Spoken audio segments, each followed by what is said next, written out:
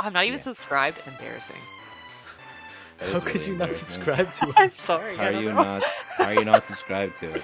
It's a good start. Speaking of subscribing, you should subscribe to 3D Digital and Normie, which is now having episode 28. How's that for a transition? I'm Steven. I'm Eugene. Oh my god, Candace. I'm Candace. Sorry. Hi, nice to meet everyone. I'm the guest, Scott here. The guest who's never been on before. Oh. Definitely. They just keep bringing me back. I keep trying to get away, but they keep bringing me back. I'm like used We're milk. desperately trying to kick off Jordan for Scott. Yeah, rude. How rude. Jokes. Sorry, Jordan. I know you're gonna listen to this someday. Is she though? One day. Jordan listens to our podcast that she's not in. That's fair. Actually, you know what? I had a friend of mine tell me yesterday that she was listening to the podcast, and I was like, Because she's not in. Is it a mutual or is it somebody else? Huh? No, you don't know her. Okay. She goes to a different school. She goes to. She comes from the town over.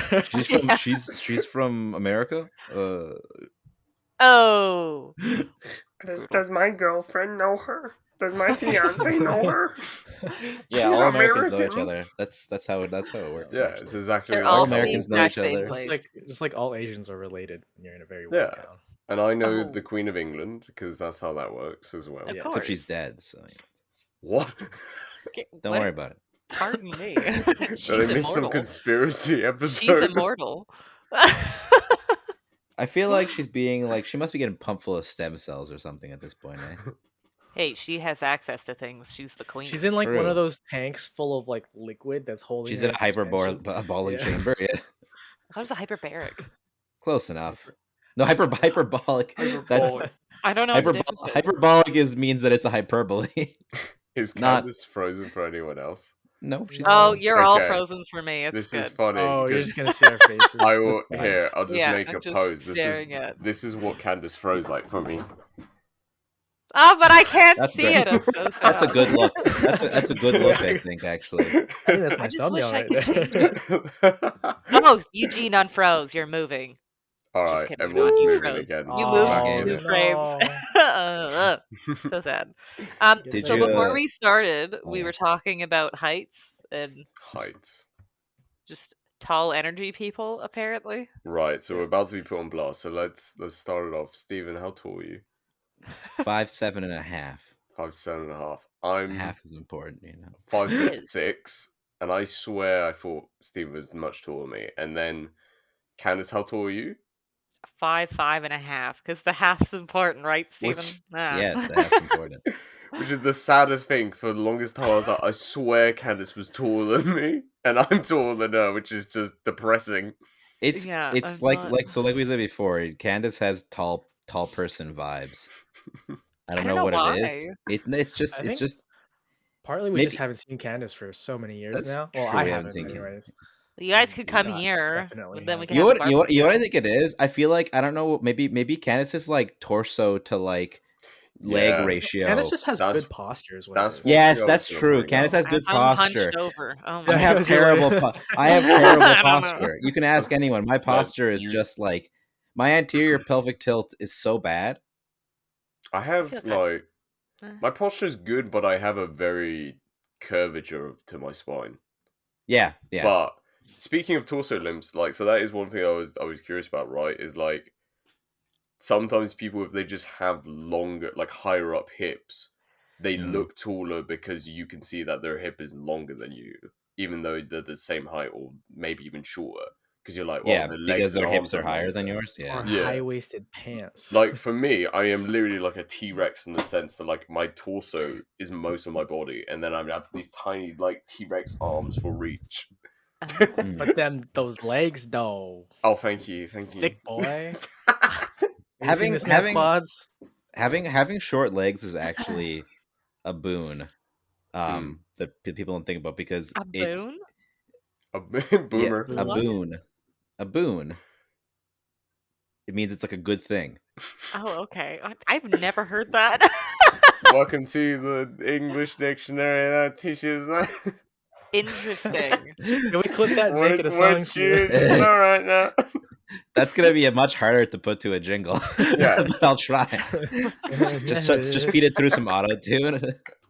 It's fine. You'll sound just like Dua Lipa. Right. So why is it a boon, Stephen? Educate. Oh, because holy moly, doing lower body exercises like squats and deadlifts and stuff like that, so much easier. Yes. When you have short. Okay, at least carrying larger loads because you have to do it over a smaller distance. Like I remember. I remember going to the gym many years ago with James. He's our tall friend. Who's lanky. tall. Well, who's very Steven's tall. friend. It's very tall. And like like I could put up like way more weight than him, but it's partially because he's got literally like an extra foot of leg to have to go through.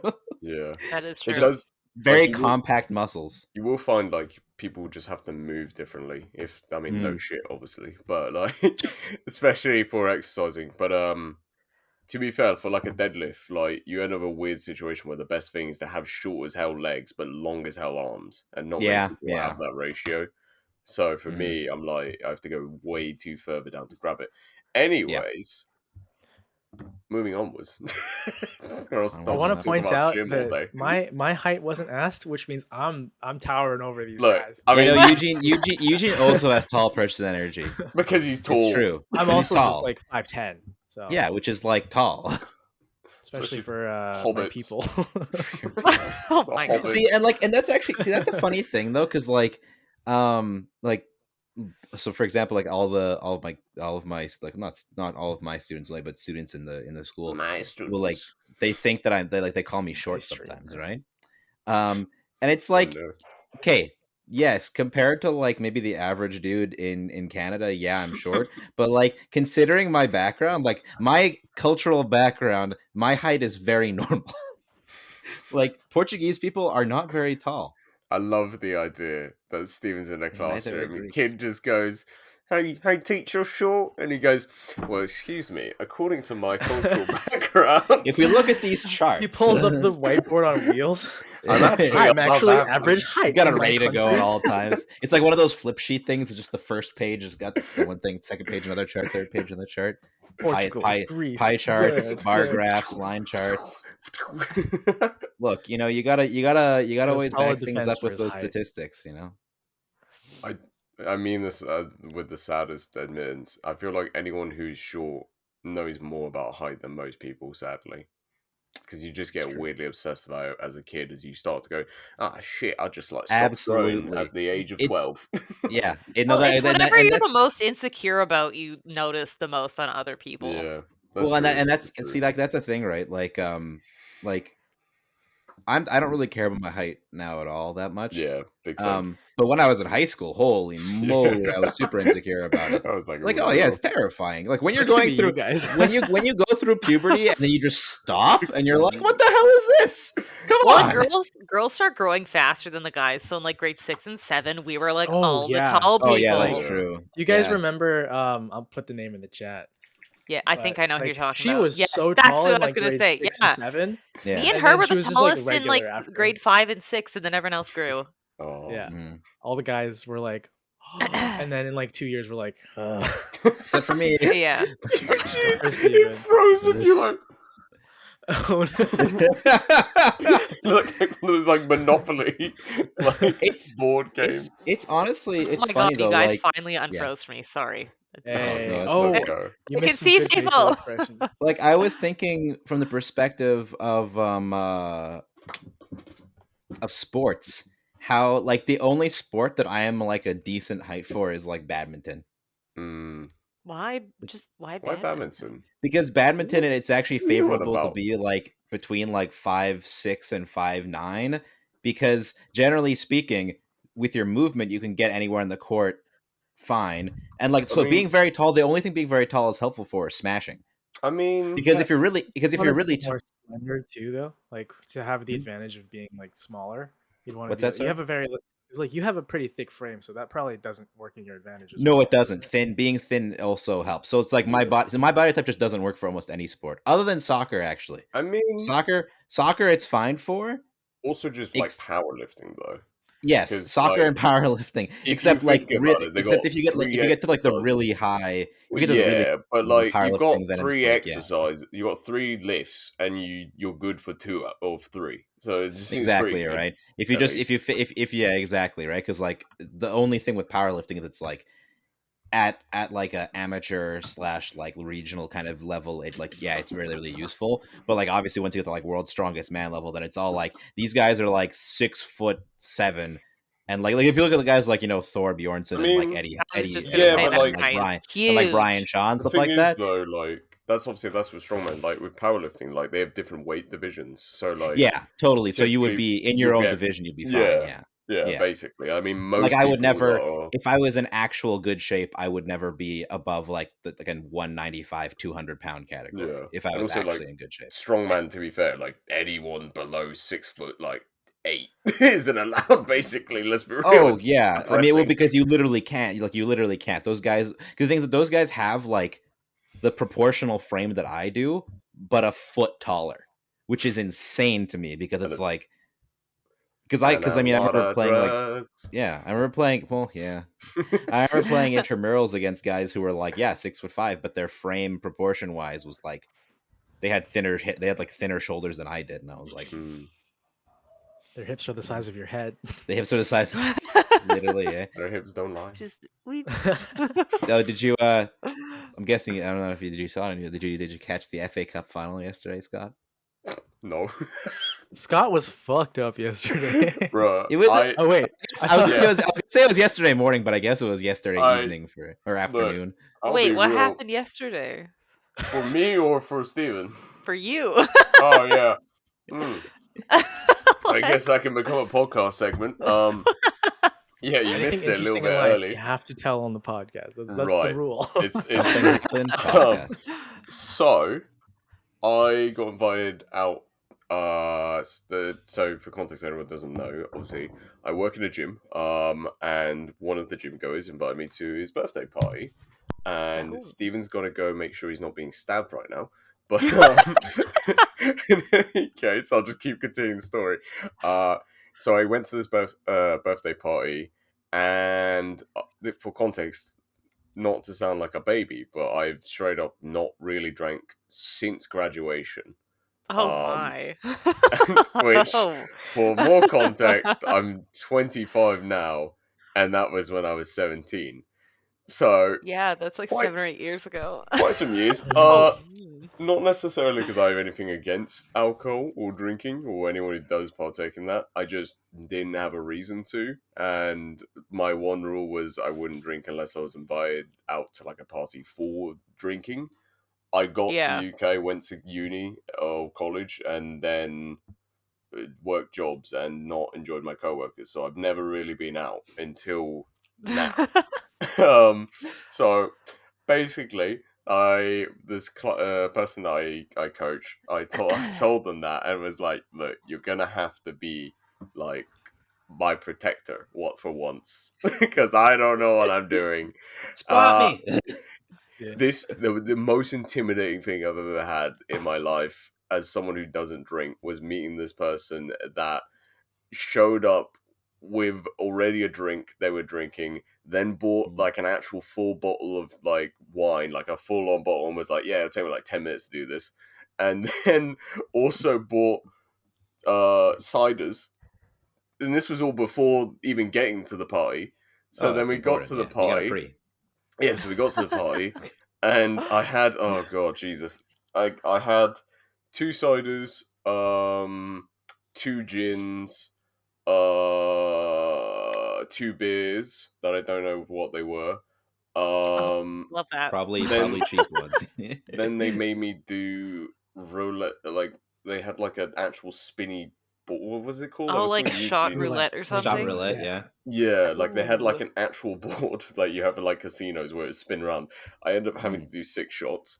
Nice. Oh god. And like by that point, spoilers, like the ending culmination of everything was that I threw up in a bathroom.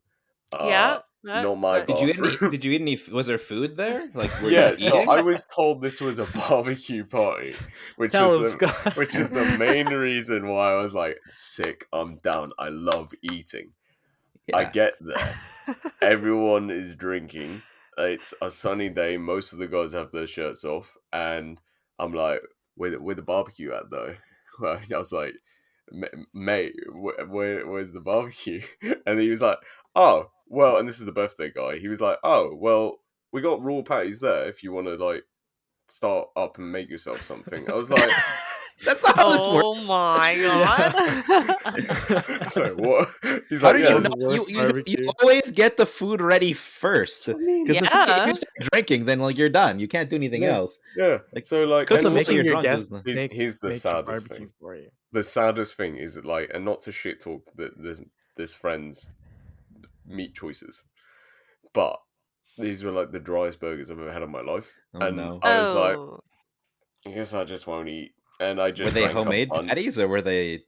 No, they were store bought. I'm pretty sure. I mean, they were in weird little packaging packs. Oh, okay, yeah. So They didn't look like store bought, but they were at the same time because they were like obviously pre-made packages. Prepackaged, yeah. But it wasn't like, hey, this was Bob's Uncle Burgers. Like it was just like a weird package as if he got it from the flipping butchers. But in any case, didn't really eat much. Drank a lot. That's not a good comment. Let's see, what were the highlights? So obviously the combination was I threw up, which was not great, and then someone had to take me home, which was really nice of them. Some highlights were again lots of drinking. We played rugby at some point, which was dangerous. That's very dangerous. At some point my shirt came off as well, and then I'm pretty sure I picked up like 4 to 6 people that night. Like one person lifted them? Like yes, not in the air. Yes. Well, yeah, Scott I'm just saying, like you were just like relationship. He doesn't pick people up. It's like literally lifting. Literally picking them up. I'm clarifying. Yeah, so one person I hugged and then just lift them in the air, which was really difficult because he was like 6'2". So I had to bend my spine backwards so his fucking feet could at least be in the air. One person I piggyback ride, and then they wanted to see if I could squat them, so I did that. Solid. And then another guy sat on my lap. He was really flirtatious the whole night with everyone, but especially me. And then I picked him up bridal style, carried him around. And then at that point, it was just to see how many people I could pick up bridal style. And before I felt like throwing up. This is an important learning lesson for you, Scott, because it's like when a bunch of guys all drink a lot, the homoeroticism really picks up. Yeah, like I remember that from it's important. From grad, like I remember everyone was very huggy and touchy, especially when I wasn't like the person that would talk. Yeah, see, because what happens is that like the throes of like the Western society's grip on like puritanical society just gets destroyed when everyone's drunk. Oh, not to blast. No one has any more inhibitions. It's just like, oh, what do we want to do? Hug each other. There we go. Steven, you would have loved it. So there was this one guy, not to put him on blast. You're like Stephen Gay. No. You would have loved the homoeroticism at this party, bro. You're gonna love the homoeroticism. It's the best homoeroticism. No, there's a guy from Essex, Stephen, and he talks somewhat like this, and everyone thought he was gay because he just used to call everyone babes and then darling. Essex, though. He's from Essex, so he'd be like, oh, and he also sort of like fucking like he was the guy that was really flirtatious. So he'd be like, darling, you got a great little figure. Look at you, like, and you'd be like, yep. So he was nice man, but so it was real just weird. Just a nice man from Essex, considering he was straight and had a girlfriend apparently, but was like very ready to kiss anyone, including guys and girls. I mean, you know what? You gotta get. Sometimes you just gotta get some. You know. Yeah. I mean, that's why I picked him up like a bride. You know, understandable. Honestly, but that was my. Oh wait, actually. Sorry to interrupt. More. I didn't actually finish how this worked. Yeah. So I threw up. Then, like, a guy, super nice guy, took me home because he was clearly could hold his liquor way more than I could. And he was like, mate, I think you've had enough. I'll make sure you get home. I was like, thank you. So I'm like, vomited. Got home, vomited again. then went to sleep, woke up 2 hours later, then made some scrambled eggs and tortillas. Then I sat in bed and I couldn't sleep for the rest of the night. So that's me today. I've had 2 hours of sleep and I have a hangover, but I'm here for the podcast. Ooh. Hey, well, that's rough. What a hero! Like I said, doing. He's a man of the people. Man of the people, man of the podcast.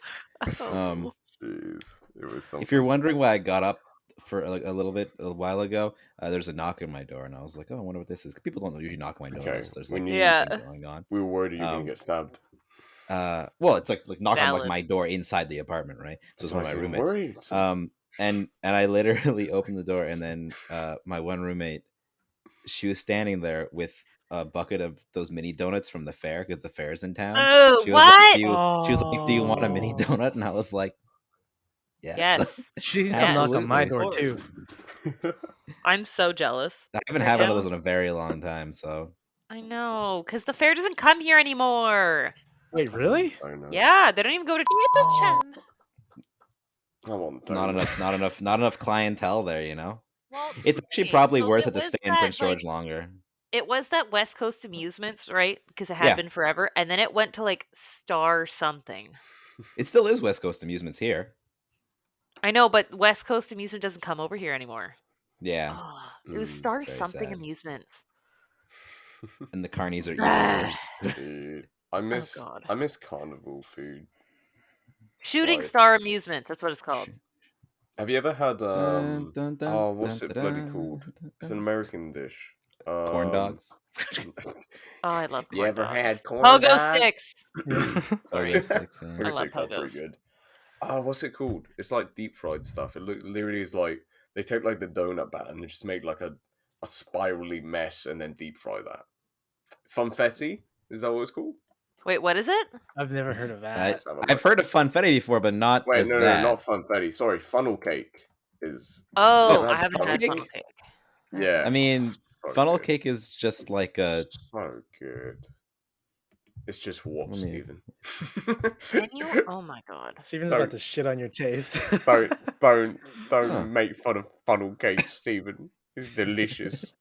I think it's essentially it like looks just like a weird donut. Yeah, it's like the dough from a donut, and they just basically pipe it into like the hot steaming mess. Which I guess would be nice because then you get a lot of surface area, right? So if you like that outer crispy edge of the donut. What they do, at least when I went to California and we had them, was like they deep fry them and then they take it out, put it in like a little like serving thing. They put like ice cream on top and then a bunch of like chocolate pieces and like sprinkles and whatnot. And that sounds pretty good. So good. Like you had the really cold ice cream, but then the very like deep fried, hot, steaming like doughiness. Hot steaming doughiness, man. I love that shit. The homoeroticism doesn't end here. That's what they call me. Yes. Eugene, the hot steaming doughiness. Yes, let's go. Scott, hot steamy doughiness. Oh. Right, this got real uncomfortable real quick. All right, shall we move on to our thing? Segment? We have a segment? Yeah. Kappa. Hey. Oh my god. Segment. We still don't have a song. The placeholder song, which is just this song. Yeah. That literally everyone should know by now. Degens. I guess I have to write something new. I still hate my voice in that. Okay. So, we are going to do more overrated, underrated, and perfectly rated. Okay. Oh. So, I will say the title. I think we decide on video games, right? Yeah. Okay, so I'm going to say the title of a video game, and then you kind of just like debate whether you think it's overrated, underrated, perfectly rated, and then we'll get everybody's official ratings after you've all decided. Sound good? Well, this is scary, isn't it? OoT. We did anime last week, Scott, so you should listen to that episode. Yeah. Okay, I will definitely do that. I'm excited. Okay. And they're in kind of just like any random order, not any specific one. The first one is Minecraft. Overrated. Super overrated. Immediately. Wow. I don't get it. I honestly don't get it. Creativity. How many hours have you put into Minecraft? Maybe half an hour. Tried it. I was like, you know what? I like don't get me wrong. I can see it. I can understand You just said you don't get it. I can understand to an extent. But for me, I feel like it's just so blah. It's so blah. It's not your thing. That's fair. Going to take the middle ground, which I've completely forgot what that is called. Perfectly rated, overrated, or underrated. Oh, perfectly rated sounds so good though for it, isn't it? You can say like it's like well rated. You can say that. It's rated how it should be. It's rated. It's rated. The reason why, so like, I struggle because to a certain degree, I kind of agree with Stephen in the sense that for me personally, and this just applies to all building games to a certain degree, is I very quickly after finishing like the initial survival aspect of it, of oh shit, get this, get to there, I then just sit around and do nothing or waddle around in a circle doing nothing until I'm given a job like a worker bee, and then I'm like, all right, I will go. So for me, like the drive to play them is really difficult, but because I play them with Sierra, she's really into them, so I then get to kind of understand why the game is good, because I get taken to the good parts of the game. But there's definitely a lot of times where I'm just like, yeah, I mean, I shouldn't look at my phone, but I kind of feel like doing that, you know, because I'm like just waddling around in a circle. It's kind of fun when you're like building with people because you're making your little. That's like, the thing. I think Sierra gives me jobs, and I like that. She'll be like, help me build this roof. I'm like, I'm on it. Because I was into Minecraft when it was like alpha, beta, like before they had like even story. Yeah. Like, you could basically just build. Yeah, big same. Like the wonder was in like building shit and like making cool redstone things, and like that was always what got me. And just like because of the way social media and like Twitter and YouTube are so big on Minecraft now, you kind of have to say it's like a little underrated because of like the way it's portrayed. But like as a game itself, I think it's incredibly fun if you get into it. And I think I agree with that. Yeah, I'd say well read. We should all play Minecraft together. I mean, I'm down. Because we keep saying we're gonna game together and post a video, and we don't. I'm down. Get on it. The time. I'm always down for video games. All right, teach. All right, so we've got an overrated and 2 perfectly rated, or were those underrated votes? I think it's well rated. Okay. I think it's well rated. It's one of the best games, probably. Well rated, overrated. All right. Okay. The next one, Genshin Impact. This is a complicated. This is a tough question. This is tough. This is really tough. Overrated. Oh. I'm gonna just do immediate. That's like Steven with his Minecraft. As much as I don't want to do it because I respect Eugene as a person, and I know how much it means to him, and our friend Jake. But for me personally, I cannot get into it. I think it's cool. Don't get me wrong. I like watching people play it to a certain degree, and by people I mean literally only my friends. I wouldn't watch a live streamer play it. But that would be cringe. That would be what kind of weirdo am I? But no, like every now and then Eugene will play it for me, or like Jake, and I'm like, this is pretty sick. It's a beautiful game. Very nice. But basically every time I've tried playing it, I have just not been able to commit because it's so big of a map. There's way too much stuff to do. But also, weirdly enough, for me, it feels like not a lot of stuff to do, because a lot of it is like, you're not quite here yet, and this is time-gated until you get to this level, and I'm just kind of like, I mean, this requires more thought than my brain is willing to commute, and I know that is really just comes down to me being dumb, which I'm okay with admitting, but, you know, that's kind of how I feel whenever I try to play Genshin. I know what you mean though, because like for example, right now I have like quite a few quests in Genshin that I should have been able to I've been able to do for a while. I just haven't done because like I just haven't been able to really commit the time. But like I the way I look at it is I feel like it's one of those games that's it's kind of impossible to say whether it's overrated or underrated, only because like it's not so like Minecraft. Basically anyone who has access to the internet knows what Minecraft is because it's so ever present around us, right? Oh Jesus, right. But Genshin Impact, like if I was to poll my students, like if I was to poll my students, right, who are all like 14-year-olds, if you're gonna say Genshin Impact's an indie thing. No, I'm not saying it's an indie thing. I'm saying if I was to poll my students who are like all 14 years old and ask them if they know about Genshin Impact, or if they play Genshin Impact, there would be very, very few who actually do. Like there would be some, know a few, but yeah, the sort of implication. Yeah, exactly, right. The implication is that, so I think what happens is that for the people who actually played it and are into it, it might feel overrated because they talk about it all the time. They're really excited about it and they think it's really cool. Yeah. But the thing is that so many other people don't even know what it is. So it's kind of like, does the law of averages just bring it to like it's fine?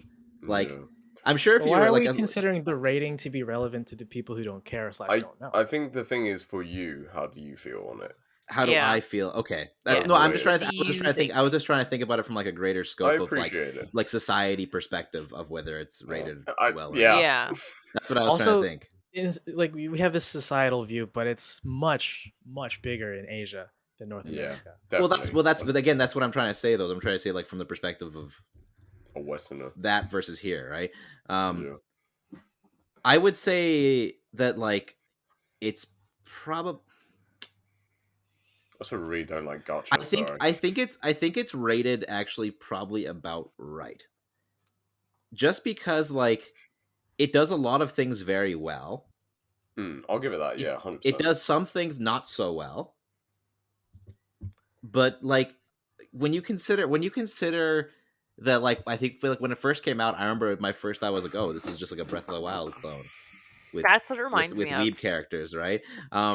But then I was like, okay, no, there's a lot more. There's a lot more structure to this than what that would be, right? So I think like in general, like, cause like I played there was a period of time where I played a crap ton of it. I was playing every day for hours every day. I play a bit less now. Like now it's like I'm if I log in a day, then I'm like, still logs in like 2-3 times a week, probably 3 times a week, maybe. Which like when you think about every single day since it came out. But the thing is that when you think about it, me saying that I don't play much anymore when I'm still playing the game like at least 3 times a week. That's still a lot of days to be playing like one game consistently. Sierra and I got like that with Overwatch. It was just kind of like a filler game we'd play nonstop. It becomes the staple. Yeah. But then it's weird because if someone was like, "Is this your favorite game?" and I'd be like, "Not really." No. Just kind of play it a bunch. Like Genshin probably has my most playtime because I've actually logged in usually for like an hour a day every day since it's come out. Which you got the different ranks in there. You've got nothing, medium, extreme. So it is kind of hard to rate in like that regard because like I experienced like that mysticism of like the new open world that was really well executed for its time when it came out. Yeah. No, 100%. Yeah. But the story is kind of poorly paced, but like the visuals are amazing. The gameplay feels good, but it's just like ups and downs. And it's also gone through periods of like very bad reviews, very good reviews, and like this and that. So it's kind of like, how do you rate an experience that's so like such a spectrum, I guess? Genshin Impact, the experience. Yeah, the spectrum. Well, experience. okay, so I was just trying to look for something that said the ratings, kind of like like we a did review for the anime. Yeah. So I did find this site called Metacritic. I don't know. Yeah, Metacritic. Metacritic's all right. Yeah. So they give like the meta score, and this one says 81. Is that the fan score or the That's meta score. User score is 4.6 out of 5, right? Out of 10. No, out of 10. Oh, but that's probably just because that's probably just that's been review bombed. Yeah, 100% review bombed. Yeah, because it says generally unfavorable. Either by people who are racist or upset about bad gacha pulls. A little bit of context. The company MiHoYo has gone through some controversies about like pay wage set between like men and women and like other common gaming things. They've also been accused of racism and whatnot. So like every now and again, like entire communities of other gamers and Genshin gamers will come in and just bomb every review they can find possible. It happens every now and again. Also, like during its first year anniversary, they kind of gave like pretty shit rewards compared to like what other games would in its like competitors. So they also got review bomb for that. So like the reviews from users are probably a lot lower than Yeah, it says there's like 232 negative ones, but 148 positive. And some of them are kind of just like one of them is worst birthday, lousy publisher. They don't even hear what players said. This is a very disrespectful to players. Like Jeez. But the critic reviews are good. Yeah.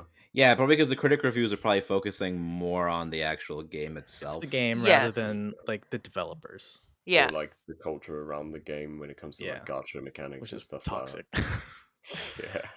Yeah. Okay. I mean, there are many gacha games out there, and I think Genshin's the best at one. 81 or 84, it says here on my screen.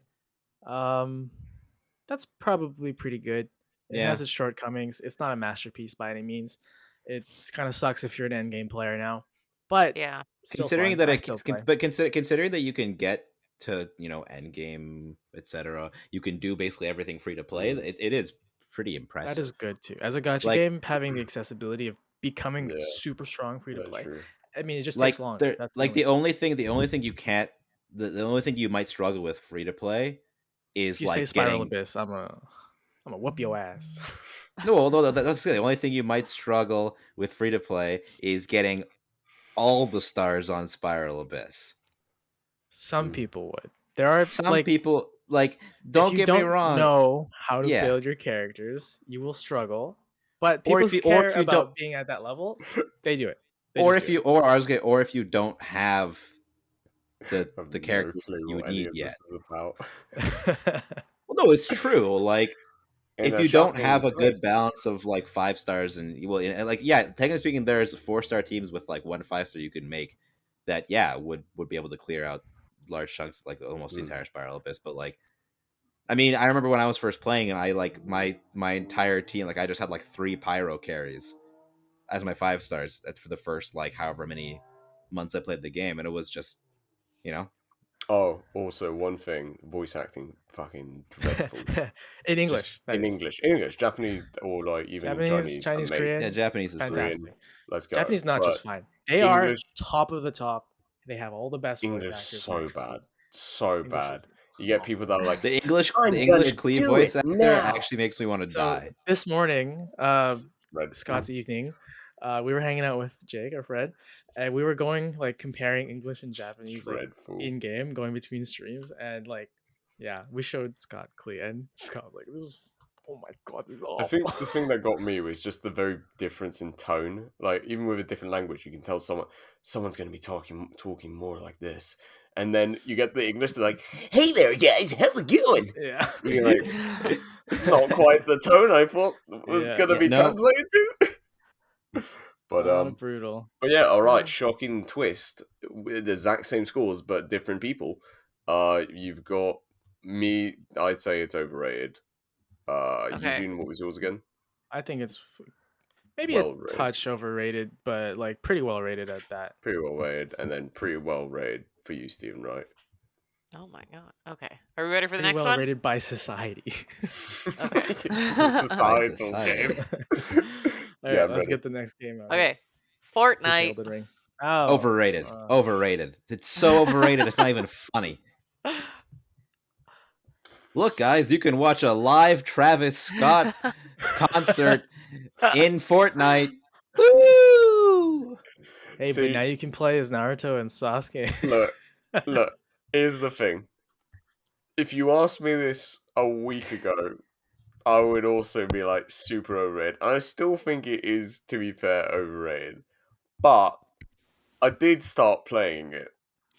And to be fair, it's alright. Are you playing it? There's no building anymore, right? Or is that There's no building, so they got rid of building.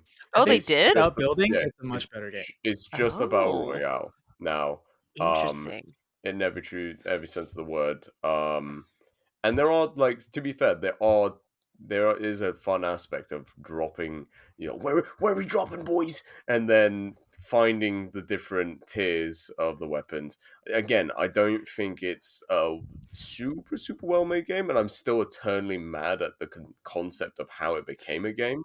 Yeah. Especially when they released a rubbish game and then made a different game as They didn't even finish releasing the story mode. No, they never finished releasing the original what it was supposed to be. But it is cool on a conceptual level and playing it, because you're like, wait, hang on, this is a game I literally can play as like Spider-Man or like just literally any crossover from anything. But I will agree that part is also overrated, because it's super bad FOMO. And what I mean is like fear of missing out, in the sense that like it changes daily who's on the shop. So you get in this panic situation of like, oh my god, this skin is only there for like 2 days and it could literally not be here for another year. And that is like really disgusting and like disturbing when children play the game. Yeah, it's kind of funny when parents are like, my son just spent $200 on Fortnite skins. The kid's like, worth it. And the thing is too, like on another note related to that stuff, all of that shit with like the Spider-Man and Marvel and all this stuff, it's like that's not even like, oh, Fortnite's coming with these cool new ideas. They're literally just have like random corporate sponsorships to put skins in their game. Like that's all it is. You have to understand, from a marketing standpoint, it's genius. But for me that has nothing to do with the game at all. But that's not gameplay based. Yeah, no, I agree with that. I think that's fair. Yeah, but it is cool that they do make their own models for it. Like that, it does deserve some props, to be fair. And there is also an aspect, at least if you buy a skin, they give you all the recolors and everything for that character. Even if there's like 20 for that character. But from like an actual conceptual level, so like a gameplay aspect, it is kind of fun. You drop in a random spot with your teammates. Then you've got, especially if your friends are good friends. Yeah, especially if you've got good friends. And then, not to mention, you've got like this whole storm aspect, so it encourages you to move throughout a map. Then you have to find different weapons elsewhere. It is like, while playing it, I'm like, actually, I can see why it's quite fun. I definitely can see why it's like quite sweaty, and also like children play it as well. But it is kind of fun. Admittedly, I will say, I started having a lot more fun when they introduced an event with lightsabers, and I got to just run around with a lightsaber, and I was like, this is sick. Worth it. Also, like, the funniest thing is the memes are funny, because you get into like the winning, you're just about to win, and then like one of your friends just go, Fortnite about to get down. So Tomato Town. Crown Victory Battle Royale. He doesn't know the song. I do. I know it. I don't know the song because I try to avoid Fortnite stuff as much as I can. I agree. I was super anti Fortnite, and then I played it, and I still honestly was like, I even said to my group, I don't know if this is for me. I'll play it for you. But after a couple more games getting used to it, and also like just the controls and getting better at it, and also like constantly winning.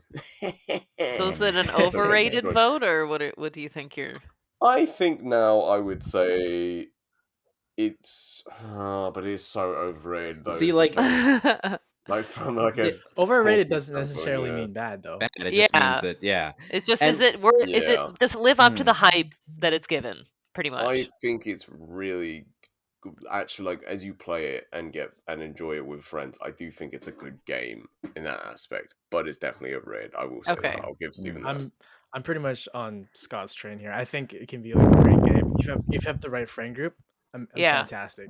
And like, I honestly think removing building was like the best thing they ever did. I haven't tried it yet, but I've watched it on streams and it looks so much more fun. Eugene, I am curious though, with the removal of building from Fortnite. Like, what really separates it from the other like Call of Duty Warzone, the other like Nothing. You drop in a place and there's a circular storm. Like what is the difference? Is it just the graphics and because it feels like every other battle royale I've seen has basically the exact same premise. Like, even what was that? Yeah. I mean, at least what was that one we played for like a week that wasn't very good? Realm Royale. No, the one where it was like you had magic gauntlets and stuff. I think. Do you remember that one? I think it was a paired. It started with P. Epic. In Fortnite's defense, which I think is the sentence I never thought I'd say, you can kind of apply that to a lot of games. A lot of games are just, is this a more polished version of X or Y? And it is well polished in the sense that like the controls work. The funniest shit is like sprinting around a corner and then just sliding places. Also, like, the emotes are goofy. Yeah, it's like cheap last. But any case, that we should probably go on. Yeah. Okay. Sorry. We may have to rapid fire somewhat. Okay. That one has a meta score of 81, though, just so you guys know. That's too much. Same as Genshin. Too much. Okay, too the much. next one. You're just shooting people in a circle. Sorry. Okay, next one, Elder Scrolls. Which one? I don't know. I wrote it today. It just said Elder Scrolls. Let's do Skyrim. 5. That's one where you can actually Skyrim. debate. You can debate more than like if someone goes, "Oh, Oblivion's overrated,d," you kind of be like, "Yeah, but you're kind of a dick for saying that." You know? Whereas, like Skyrim is like you can actually debate a little bit. And which version of Skyrim? Skyrim Mobile, Skyrim the original, Skyrim on Google Nest. Okay, I'm just looking at Skyrim. I think it's the PC Skyrim version. for TI-84 calculator. Just for that alone, I have to say fucking overrated as hell. Like, and I played Skyrim and I liked Skyrim, but so overrated. Even from a gameplay standpoint, it's so overrated. Like, just the combat system. I'm sorry, it feels like you're slapping people with a wet noodle. I think, and you know what? I think you're onto something pretty good here, where it's like when Skyrim, like. When was Skyrim's original release? Like 2013 or something, or 12 or 2011, November 11. And you know what? For 2011, that's a great game in 2011. That's an amazing. I think that's a good game in 2011. I think it's a good game. I think it's a good game in 2011. Personally, I think from a story aspect and questing and adventuring aspect, yeah, I'll agree. From a gameplay aspect, dog shit, even for that time. That's okay. So that's fair. But what I would say, what I would say is that Skyrim like had a lot of great things and was a pretty solid game in 2011. The problem is when you re-release Skyrim every year for the next decade, in 2021, Skyrim does not hold up. Like here's an example. How many of you played a video game called Fable? Oh no. Yeah. Fable, the original Fable. You know when the original Fable came out? It's 2004. Yeah, for its time. I went back and played that game a couple years ago. I still had fun. I was like, "This is a good game," and it's hilarious. It's very funny too, actually. Fable 2, but it's like, oh yeah, Fable 2. We don't talk about Fable 2. But like, this is what I think about these comparisons, right? It's like they made Fable in 2004, and it was an amazing game in 2004, and it lasted for a while. And I look back, I was like, "Wow, that's such a great game," right? Like, can you imagine if like Square just kept releasing Chrono Trigger every year for like 15 years? Like, oh, now's the 2010 remastered release of Chrono Trigger. It's like, no, do something else for once. I think that's actually the main thing that holds Skyrim back. Like, I think the main reason I'd say it's overrated is because it's just too much. Yeah, I agree with that. I played Skyrim for about 2 hours and dropped it. My sister always makes me beat Khajiit. That's all she wants. She just wants to be a cat person. That's right. Yeah, that's fair. Continue that's onwards. Good point. All things overrated. Lightning round the next 5. Everything's overrated. Do you know how many we have left? We've made it through 4. We might have like a part 2. No, there's part 2. What's the next one? Next one. Oh wait, sorry. It had yeah. Okay, sorry. Yeah. Grand Theft Auto 5 is the next. Is this the same discussion we just had with Skyrim? I don't know. I'm just next. Yeah, next. It's overrated. It looks fun. I think it's rated. I mean, if you have like an RP people that you like to play with, probably great. Yeah. Okay. If it's your kind of game, it's score good. of 97. So Grand Theft Auto 5 is highly rated. Yeah, 97 Metascore. I think it's rated fine. Online overrated. Okay. There we go. Yeah, that's fair. I don't like online. I've done a little bit of, because I've never played the whole game before. I've just Steven's getting on the snowball. I'll be quick. But 2 minutes. Some of the story I've read into before, I'm like, oh, that's actually like pretty interesting. Yeah. Okay. That's it. Interesting. So nice. Overrated. Okay. All right. Overrated. Next one. Overrated. Let's go. I didn't pick one. Let's pick Halo 3. That's a good game. Never had an Xbox. It's a good game. But I heard it was amazing. I never had a good game. Oh, never had a good game. I never had a good game. Edgy gamer here. But I've never had an Xbox either. But I played it at my friend's house when I lived in Alberta. So And I really like the game. It's fun. It's like, yeah, literally, I would sleep over at a friend of mine's house, and then I'd wake up earlier than them because I just wake up early, and I'd be like, well, I guess I'll play Halo 3 until they wake up. Because easy round. I like, and people who know, if you know me, I'm not an FPS guy. I don't like FPS. You know.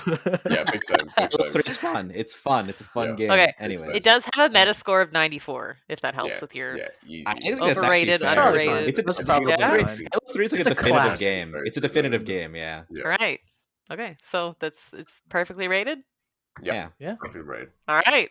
Okay, the next one is Breath of the Wild, which has a rating of 97. I feel like I should just say the rating right after I announce the title, so you guys can decide. That is very high, but it was a good game though. I think it benefits from the not shock value, but from like how the trailblazer. It's a trailblazer. It's trailblazer in that style of game, and also it's such a huge diversion from what Zelda games used to be. Yeah. So you take one of the most famous video game franchises of all time and recreate it into a new in a new format and do it really, really well, and it also becomes like the flagship game for a new console. All of those things together, kind of, it's a lot of inertia. Like I will say, like when I started playing Breath of the Wild, I could not stop. Like, oh my god, same. My grades were tanking. Like it was bad. Yeah, I remember getting it. It was. I'd say I could give it a 90. I could give it a 94. Yeah. 94. I agree with that's that. fine. I agree with that. I haven't played it, but I agree with it.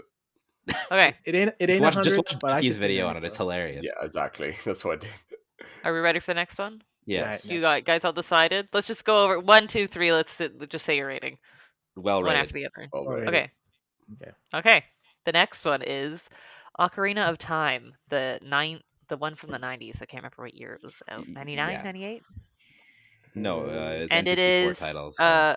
Okay. It has a rating of 99. It's the number one best N64 game of 1998, number one most discussed N64 game in 98, and the number one most shared N64 game in 98. Overrated. Crazy Taxi was better. No, I'm just kidding. Actually, no, Simpsons Hit and Run is the best game of the best 90s game. Diddy Kong Racing. Diddy Kong Racing slaps. Okay, let's not. That's true. That is very true. I didn't actually play a bunch of Zelda growing up, so I find it hard to say. But I would probably agree it's pretty good. I mean, everyone talked to it as had a cult like for it, so yeah. I mean, it goes down as one of the best of all time. Yeah, probably. I think it's got a similar. It's almost got a similar reasoning as Breath of the Wild, where it's taking a franchise into a new system. First 3D Zelda game, and also one of the first, like in general, 3D RPGs where you're running around and killing stuff in different areas. A pretty expansive, like, and don't get me wrong, like, the story isn't like this is the most amazing story of all time, but like it was one of the first ones to really develop the classic Zelda storyline. Yeah. Right. The first half temples break in the middle because of some event. Second half temples fight Ganondorf at the end. Like. Nice. Spoilers. If you don't know by now, then fuck it. Like, if you're watching this podcast and you don't know the storyline roughly to Ocarina of Time, then it's like, okay, beats Bowser, dude. God. Oh my god. No, it's To be fair, I'm a big Zelda fan, so yeah. So do you agree with the 99? Yes, I think as a definitive game in the history of games, it's. I feel like you have to give it. Yeah. Yeah. Okay. I think for its time, it probably official votes. 99. Yeah, I'd say I think it's right. Well rated. That's right. Well rated. If that was to be released today, probably a little lower. That's yeah. Okay. Oh yeah, for sure. Yeah. Well rated. Okay. Next one, League of Legends has a score of 78. A 78? Really? Wow, that's actually lower than I thought. Well, I mean, even people who play League hate League, so it's overrated. I don't know if it's underrated or overrated, just because of like the gameplay is fun. Yeah, it's the community that sucks so much ass. It's so toxic. So Swain and sexist. Telia just got buffed, so it's underrated game. Okay. I don't know what it means. Overrated. One underrated. I'll go in the middle. No, it's fine. It's relatively good. Overrated. Did I just win a game? If I did, then it's a great game. If I lost the game, then it's a trash game. It only has extrinsic value pulled from the game. Yes, exactly. No intrinsic value. Oh boy. Okay. Me, it's overrated. So what? But Overrated? Yeah. Okay. All right. The next one is Borderlands. Let's go with 2. Oh, that's Borderlands kinda 2. hard. Borderlands that's 2, though. What's the rating on Borderlands 2? 89. I'm fine with that. I'm fine with that. Yeah, it seems right to me. It's I won't even expand on it. Yeah. All right.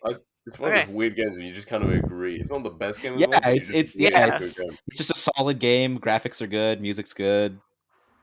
Yeah. Good vibes. All right. So it's perfectly rated. Yeah.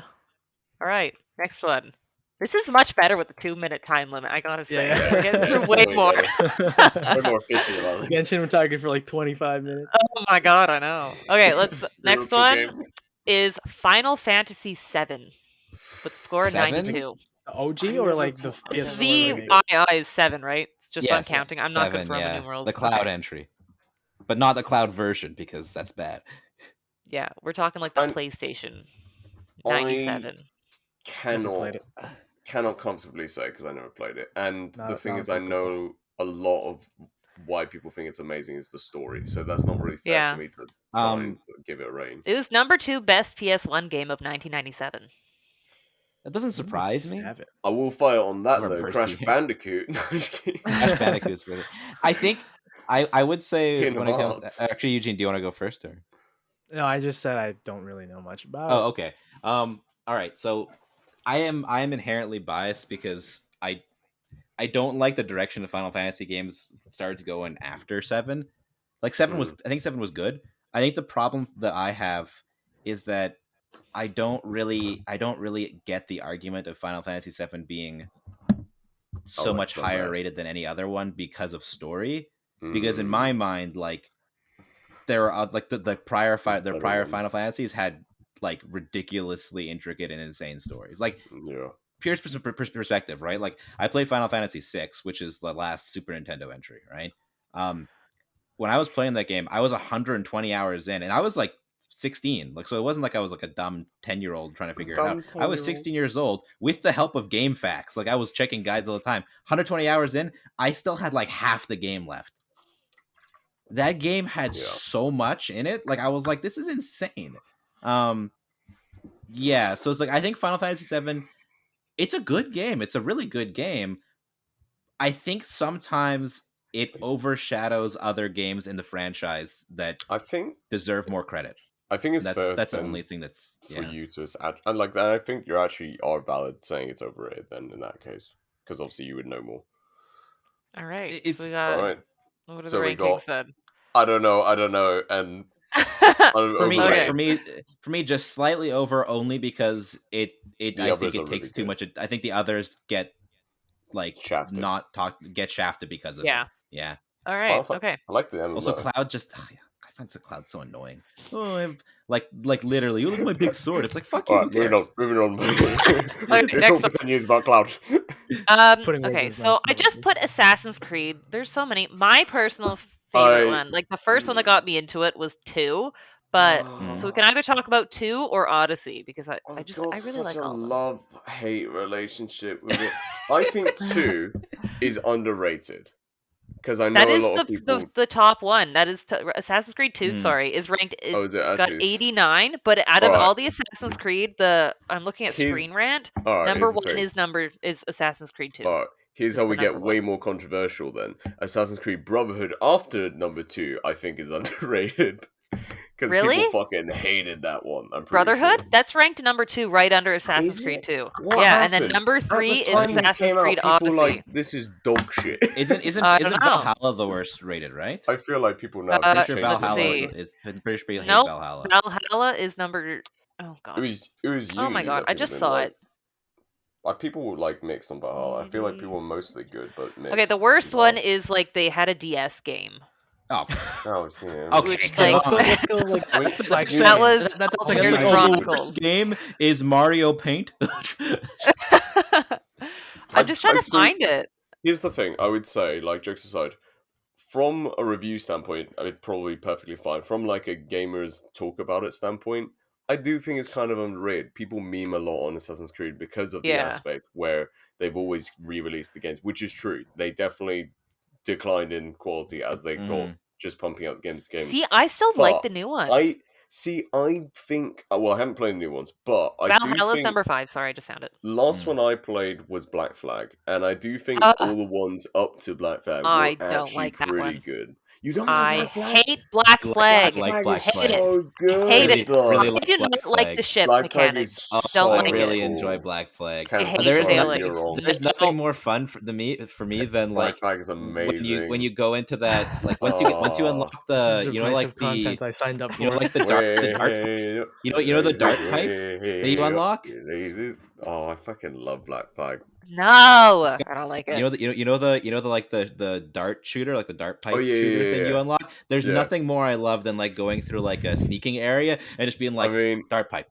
I love the fact that you get to just have sea shanties as part of your gameplay. Sea shanty, and the naval battles are actually pretty fun. Like you get like on there, those. like you shoot your cannon out, you jump up. It's like gotta kill the captain. No, I will agree from Candace because. There was what was it? What was the one? The Civil War. That was one aspect I didn't like. But was it Civil War? Which one was the American? Oh, I know what you're talking about. I didn't mind that one. Yeah, I know what you're talking about. Assassin's Creed 3. Black Flag is ranked number 4, by the way. Seeing as it got brought up. I didn't like number 3 until I played more of it. At first, I was super against it because I was like, "This is weird conceptually. There's not really enough buildings." To make this fun. I played it and I was like, I'm fucking wrong. This is fun as fuck because they really changed up how you sprint and jump over like stuff. So it made it really fun to run over like trees and branches and jump from tree to tree. I felt that game was also like smash hit. But, have you tried Odyssey though? Like, no, I haven't. I actually really, really like Odyssey because I like that you can decide if you want to be male or female at the beginning. I do think that's you never have the girls as the lead. I do think that's and you have like a sibling, so whatever you decide to be, your sibling's just I think the opposite. Whatever you didn't choose, and just like the story can change based on some of your actions.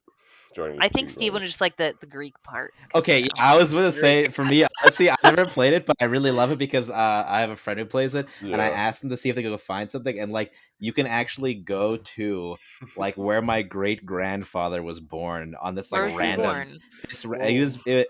He was born in a village called Komiyaki on the island of Naxos. In Greece, yeah, it's not called Komiyaki anymore. So it's called a different name, but it's like you can find it on the map in Odyssey. And you can go there. Nice, So it's like pretty there's cool. a little island, and spoiler alert, it's been out for like since 2018. That's fine. But there's a family that has the plague, and you can either let them like live, and then or kill them. And nice me decide to let them live, and now the whole freaking island, every time I go back, it's the plague, and it's so depressing. It used to be so nice and pretty, and I just you have to make a choice. The only thing I don't like is that I can't fix it. Yeah. 431 to 422 BC.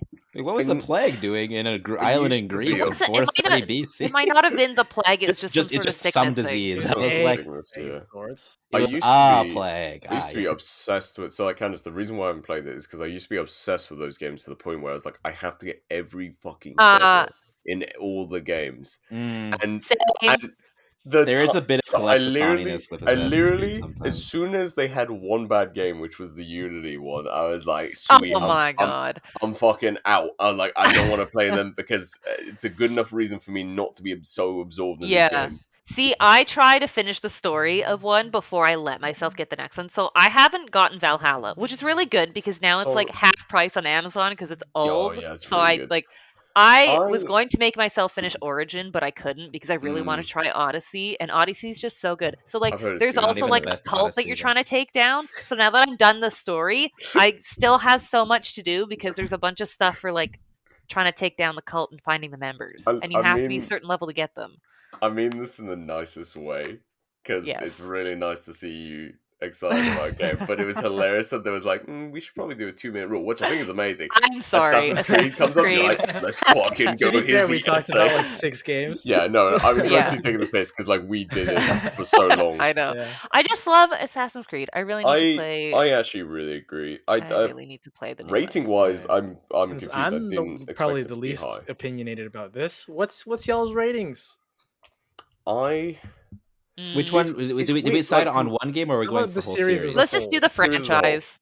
Is Assassin's Creed as hyped up as it should be? I think it is. I think it's good. I really like it. I think if we're talking series as a whole, I think it's rated pretty well, because I know most people I know when they talk about Assassin's Creed, they'd be like, "Oh, I really love this one, but I didn't like this one and that one," and it's like that's fine. That's actually fair. You're not gonna like every single one. First few entries were really good. There's a couple other good ones in there, and then there's a couple like stinkers, but that's fine. There's one thing I will say, actually, even though I do love the series, the only thing I do think from a standpoint nowadays with the newer games is, and this is not necessarily against Odyssey or whatnot, but more so Valhalla. I do think conceptually Valhalla is such an overrated thing, because to me it looks like it could just be a really fucking cool Viking game, and instead they were like, let's make it an Assassin's Creed game, when they could have just made it a really cool Viking game. You know, the thing is, though, I've heard, like, the thing is that's something that's happened before with a lot of games. Like, I can't remember which one it was, but there was now with the being able to choose more flexible of like how your main character looks and whatnot. I feel like why not just embrace making a cool as fuck Viking game with its own story? I think it's really cool because it's set from like the Norse culture, and like they're going from Norway around, and like I think that's rad. Like, my family's Norwegian, and I find that stuff super interesting. Like I like the the realism kind of stuff. So like you can find something like Steven said in the game, and it's real. So like when I played Assassin's Creed 2 and I was obsessed with it, and then I got to go on a trip to Europe, and I went to like the Duomo and stuff that you climb on top to get like the map checkpoint kind of thing. I can't remember what they're called. I mean, the saddest thing for me is I never played the London game because I also heard it wasn't. I heard it was good. I've heard it was meh. I heard people. It was okay. I played it. It was alright. I liked being able to play a girl. Okay, we have 1 minute. Time limit. 1 minute. Sorry. Okay, 1 minute. 1 minute. Yeah, Scott, I totally agree with what you say, though, actually, because it does feel like what they do now is it's just, this would be a cool idea for a game, and then Ubisoft is like, why don't we just tack the Assassin's Creed's name on it, and then like insert a couple things to make an Assassin's Creed game just to get the baseline of sales that they need. It's kind of like there's less of that overarching lore that it used to have, like outside of the games, and tying the reason why you were those certain ancestors to like make it. And it's more so like, I actually agree with Candace, and that's why I'm a little bit mad at Valhalla. Like, I think Valhalla is fucking amazing from like a conceptual level, because I want to play a really cool Viking game with really cool Viking lore and story. I just feel like it feels weird to me that it's an Assassin's Creed game when it I was gonna say Vikings weren't known for their assassins. Like doing more Viking stuff and really embracing them more without having to be like the big burly Norwegian. We're almost coming up on our time. Before we switch, I would just like to say, Steven, you should play Odyssey also, just because you get to talk to like the famous Greek philosophers. Hey, I already talked and to you get them to help them dreams, out. you know, to get that connection. Okay. Oh my god. All right. Okay. Next one. Fallout 3. Never played it. Never played. All right. What is Fallout 3? Oh yeah, never mind. Oh yeah, no, I'm good. Sorry, I tried to get an array of games, like different types. Yeah, so I don't know if you've all played it or not. I think it's alright. I've heard I it was didn't good. play it, but I heard it was good. I think it's people like it. Yeah, I think it's fun. Yeah. All right. Okay. Next one. Super Mario Advance 4, Super Mario Bros 3. Why is it such a long title? What is this? Which one are you? Super Mario Bros 3. Oh, Super Mario for the NES. Yeah. No, for the NES.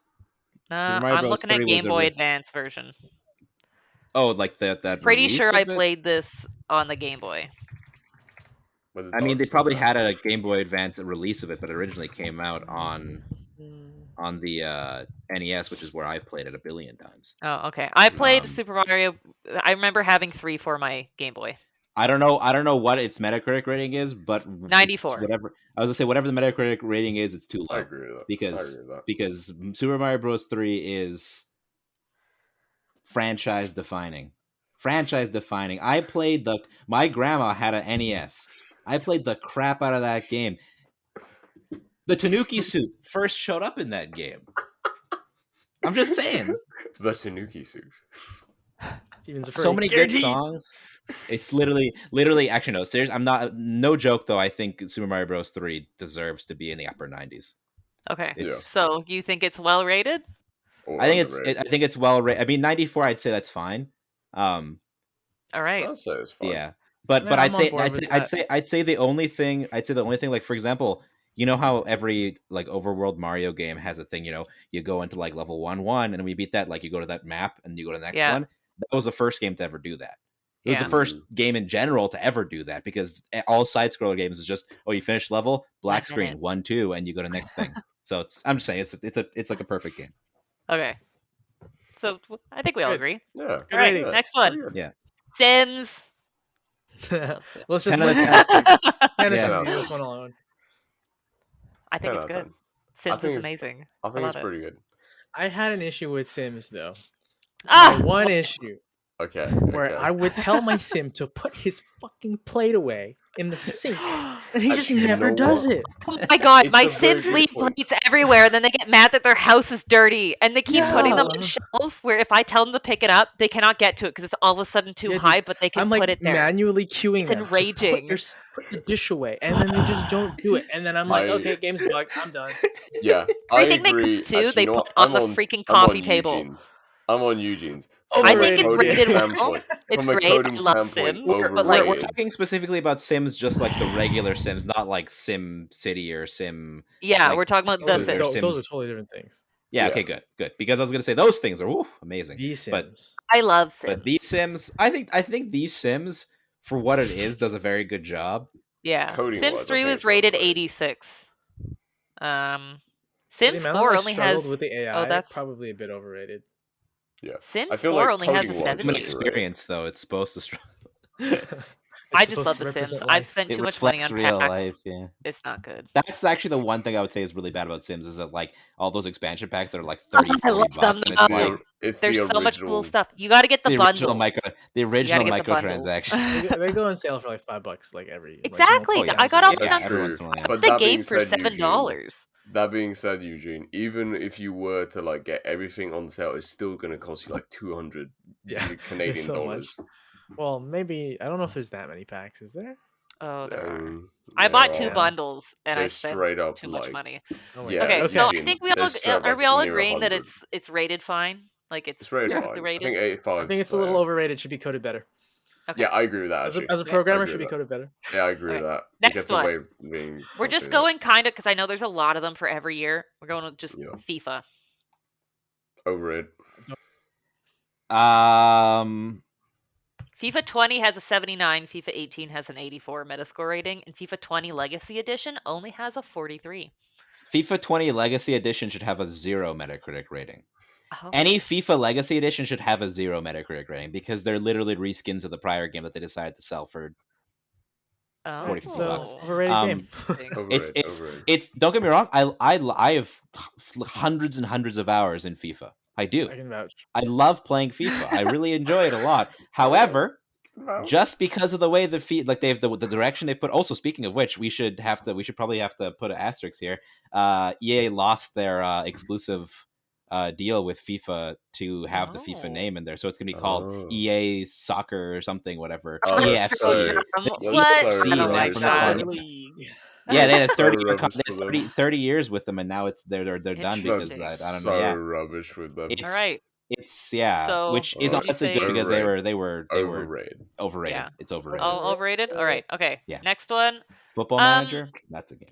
I don't know what one you guys have played the most. So Mortal Kombat. As a general.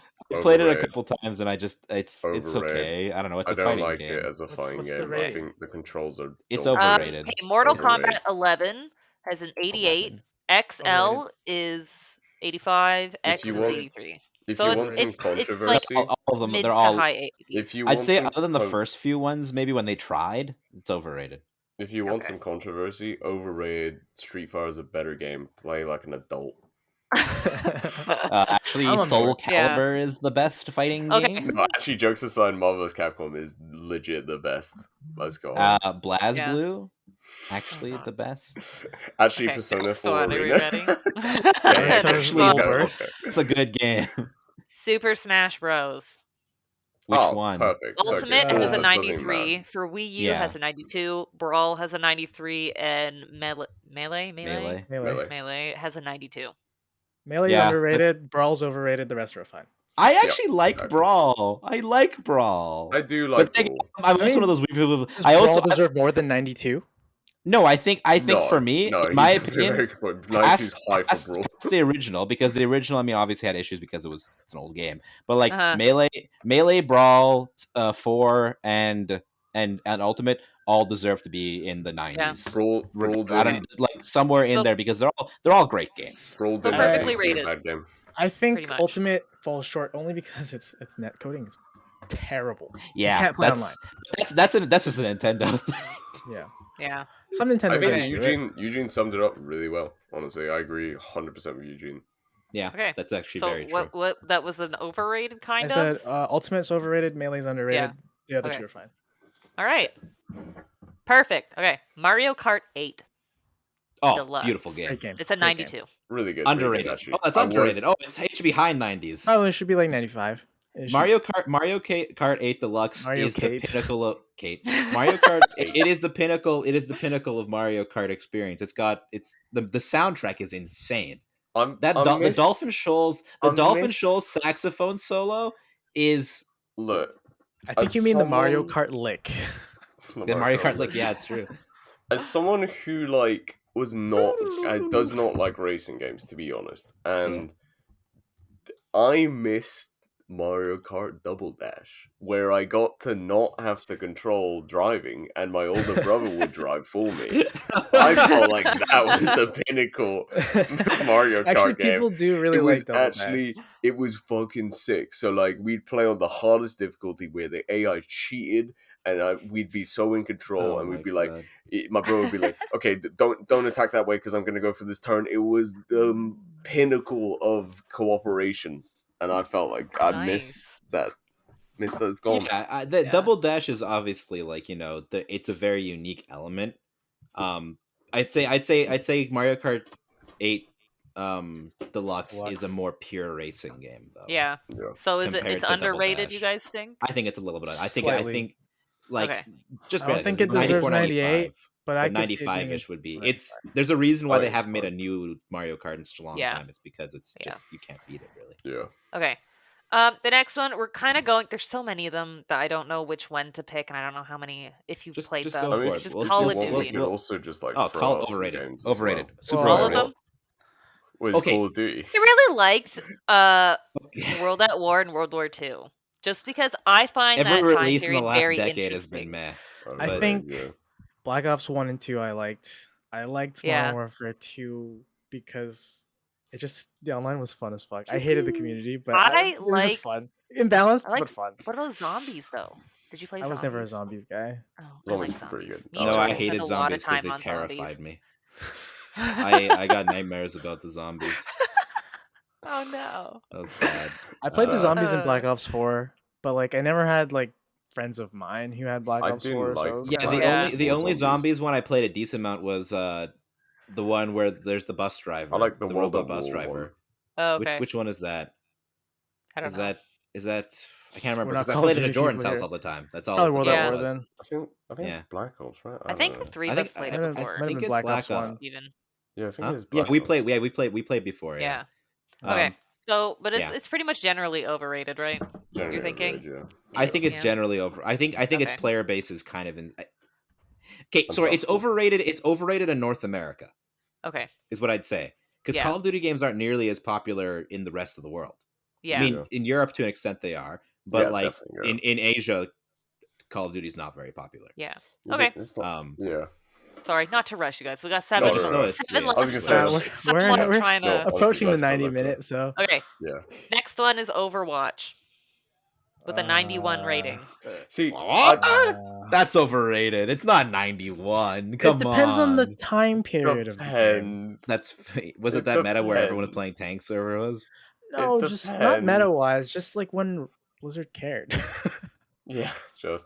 Yeah, I remember that one time. Blizzard always cares in the first like year and a half of their production cycles for games.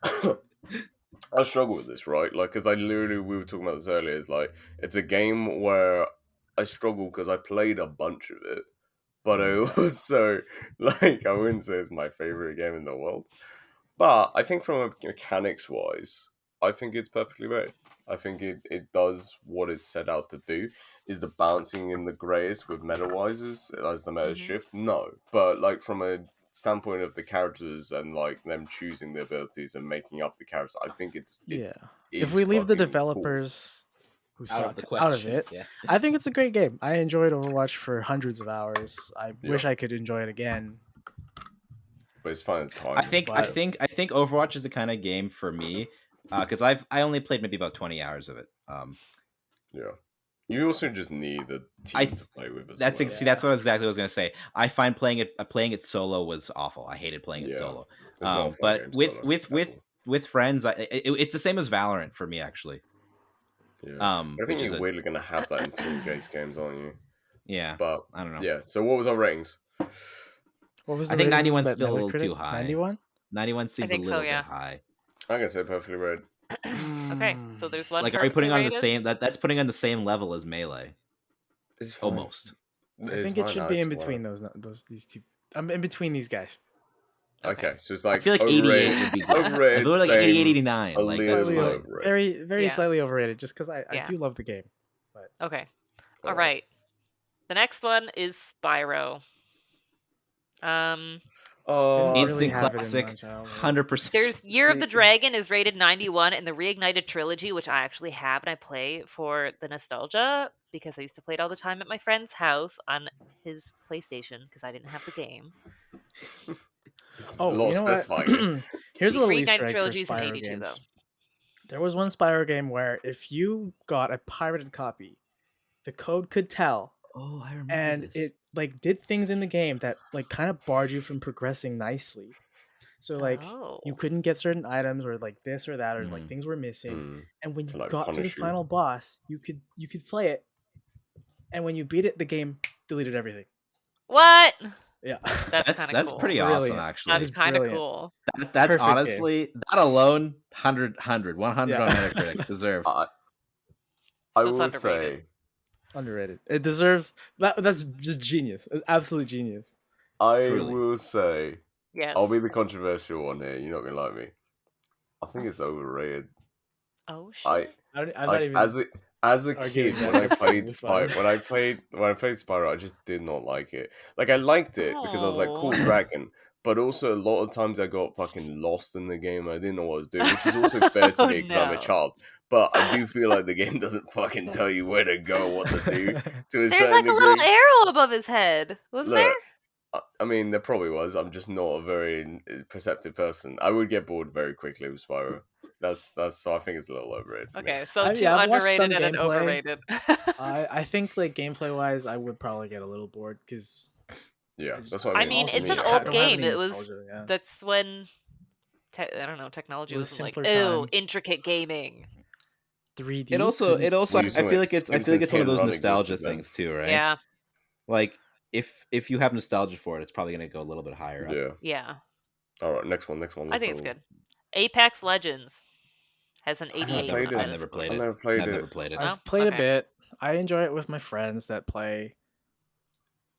I've heard it's overrated. Feels alright. Like for battle royales, probably my favorite out of the main ones, like between Fortnite and Warzone and PUBG. Yeah. Eugene, let's play Fortnite. Dude, I'm so down. Alright, I'd say it's fine. Good rating. Okay. Next one, Shadow of the Colossus, and this is it says there's more than one release date, but I'm looking at the 2018 one. Remake, it's a 91. Yeah. The original version.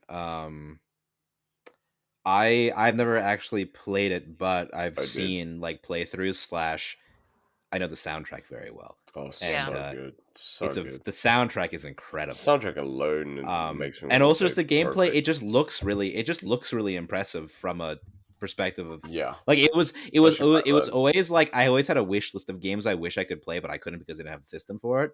And Shadow of the Colossus was like near the top every time because it just looked really fun. I really should actually. Like honestly, I played the original and then I went back in like years later and replayed because I never beat the original because obviously you're a little kid. Yeah, it's hard.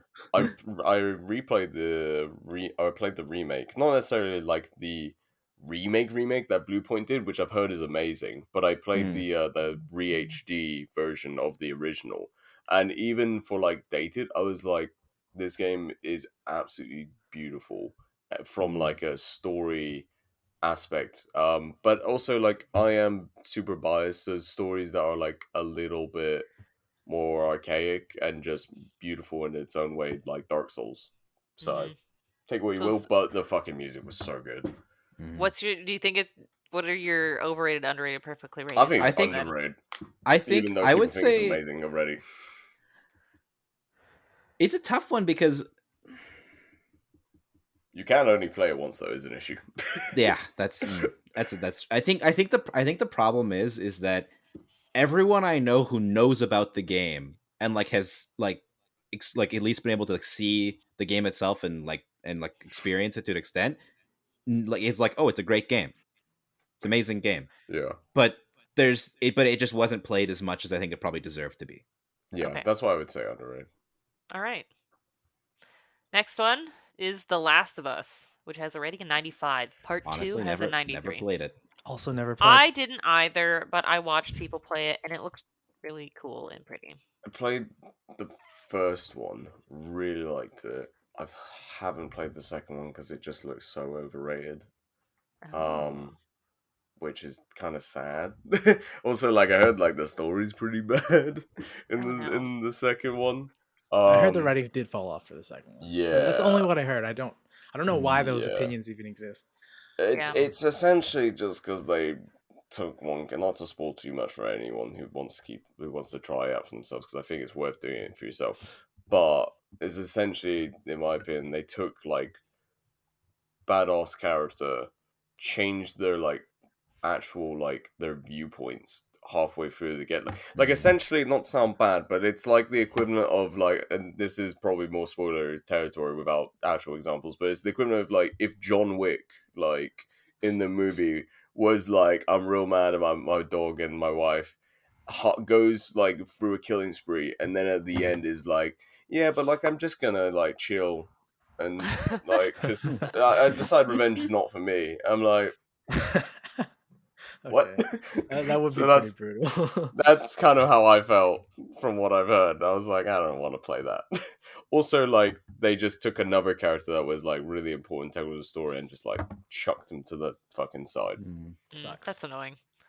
So you think it's the first one is like what do you think? The first one's amazing. Like, okay, so is it adequately rated? Adequately rated because people loved it. All right. Second one definitely overrated if people liked it.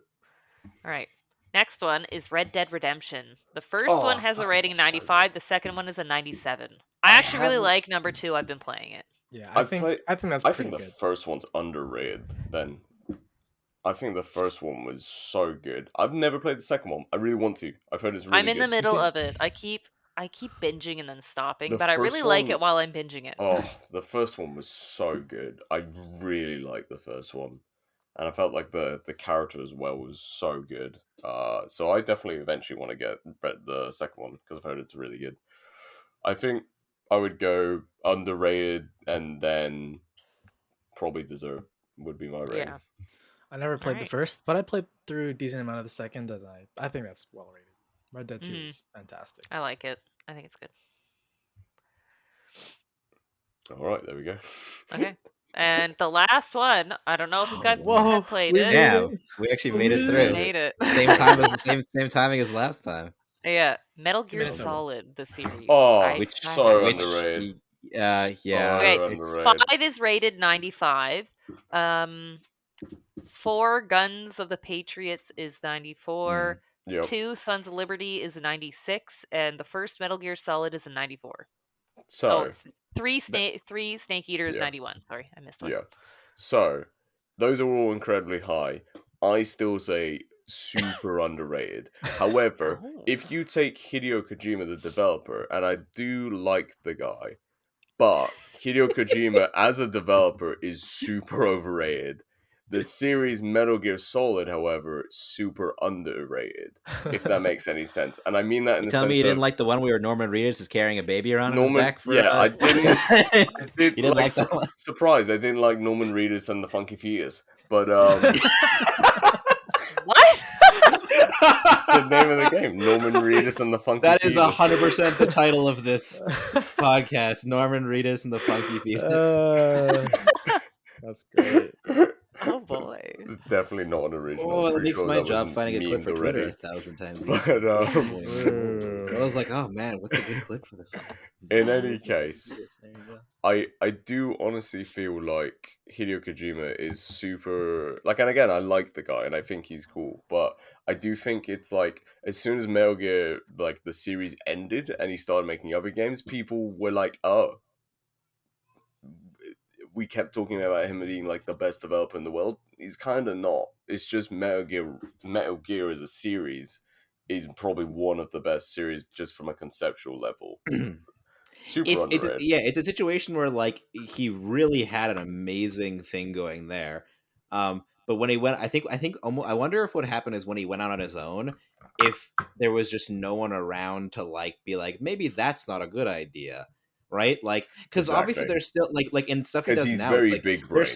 There's still some like really like holy like it's you would like it's like who the hell would think of that? And it's really really cool. But sometimes you need someone to rein that in. Like I big respect him, but he's like Picasso with like no limit. Like it's so what you're like saying he's a bit unhinged. He's very unhinged. Actually, he's like incredibly unhinged is a good point for Hideo Kojima, and I feel like because of that he's an overrated developer. Because not to sound bad, many people talk about him for Metal Gear like it's the equivalent of being like if Dark Souls franchise never got away from making Dark Souls games, because you can't just keep pumping out the same game and be like, oh, best developer ever, because if they've never done anything different. That's why like I have so much respect for like From Software when they did like Bloodborne and like even Elden Ring now, which yes is still technically the same concept wise, gameplay wise, but it's different stories and different aspects and different ideologies, and it's enough changes to make it fresh.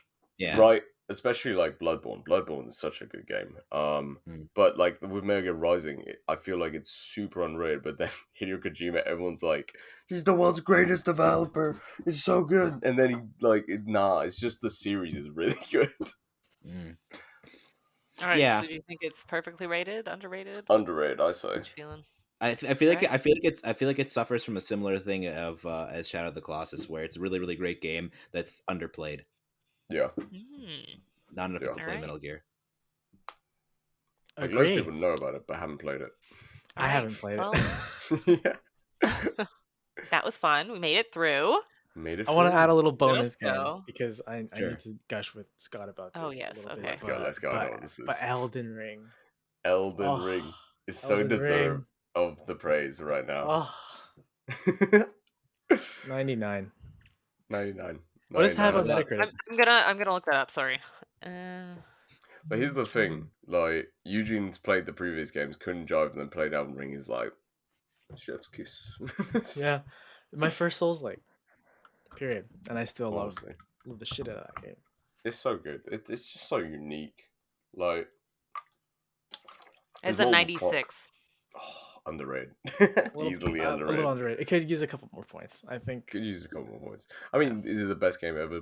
Probably not. If you don't like that kind of game, obviously you're not going to like it. But just from like a conceptual wise, without getting too spoilers, you will walk into a zone and be like, who the fuck thought of this? Like, who thought we were going from like walking outside is like looking like the Hobbit area, like Game of Thrones-esque place up here. Now I've suddenly gone underground and I'm looking at the stars and the moon as a spectral like anteater comes down to eat my brain. You're like, what the fuck, dude? That's a pretty good description. What? And then afterwards, you then like go through more stuff, reach up to like the peaks of heaven. You know, it's like, and then suddenly you're trapped in a scary fucking tomb with skeleton men going, you know, like it's just conceptually to me blows my mind someone thought of that as a video game. Mm-hmm. I'm on board with that. I haven't even played it, but just watching a decent chunk of gameplay from it. I really like how they kind of take like medieval / Renaissance concepts of like beasts and mythical creatures and kind of like revitalize them in like a modern gaming aspect. Like, not that that's never been done before, but like they do it in a way that's pretty Candace.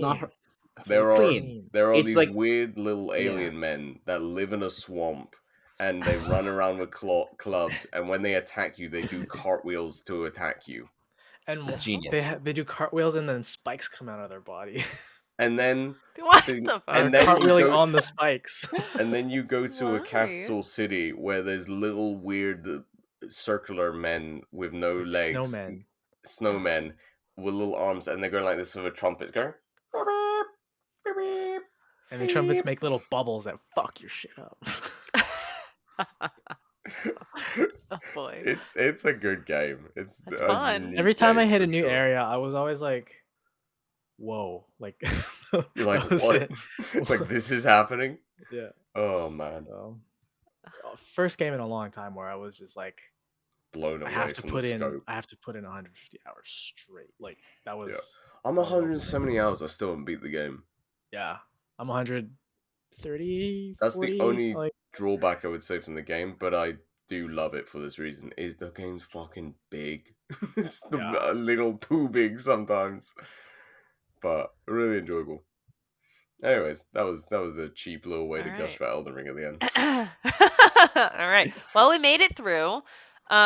Seeing how much we like to talk, the other ones we're definitely gonna have to split into two so that we aren't here for like 3 hours. I feel like video games and anime are two that we can talk a lot about though. That's but food though. And there are still so many video games that we could. And so many anime too. Well, I mean, we can do multiple installments. Oh yeah. But we gotta get through some other categories. I kind of skimmed and grabbed stuff from like everything. We should just change our podcast to the Overrated Underrated show. Oh god.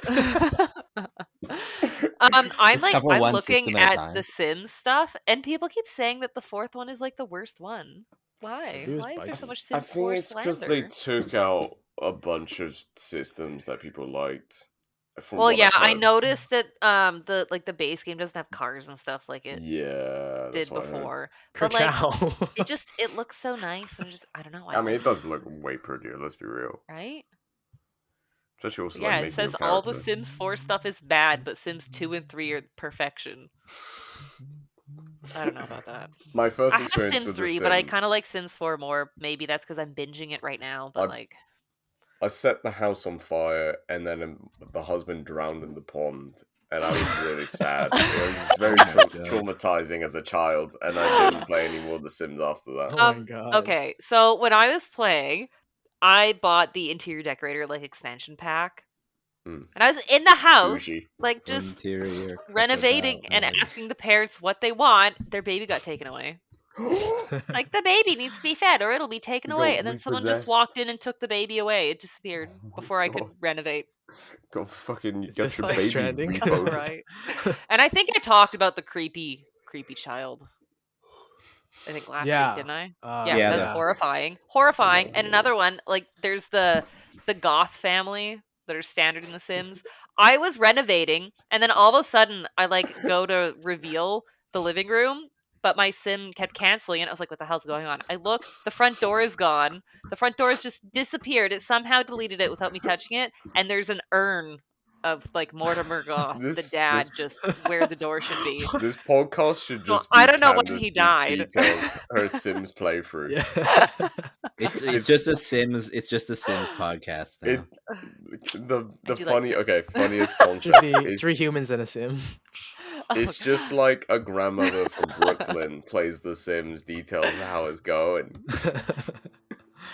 Oh boy. A grandmother. That's very specific.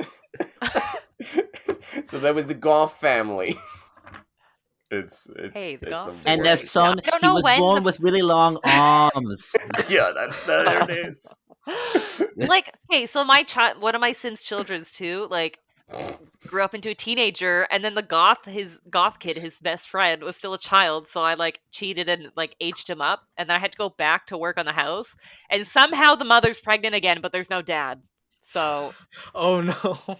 what the hell? She's replacing the one that aged up with a new child, but like there's no Mortimer Goth because he died the last time I renovated the house. Oh no. The ghost of Mortimer. Ghost baby. Hey. The Sims is wild, you guys. Too bad we can't all play together. Oh. Yeah, single player only. Multiplayer. French. Wait, Sims overrated. Sad. No. So many crazy things can happen. Well, we've officially surpassed our longest podcast. 100 minutes. It's pretty good. Good discussions. Assassin's Creed, good. Assassin's Creed, great. Except for a You few. guys need to play Odyssey.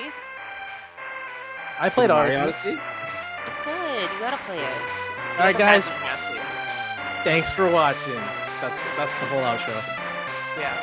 Oh, Remy. What were your favorite ones, viewers? Because we have so many. Yeah, give us a tweet. Video Leave games. your overrated, underrated, perfectly rated under the comment section for all of those games. Yay. And Steven will write the chapters for them this week because I'll remember to upload it. Gang, gang. Unlike last time, where at the end I was like, hey.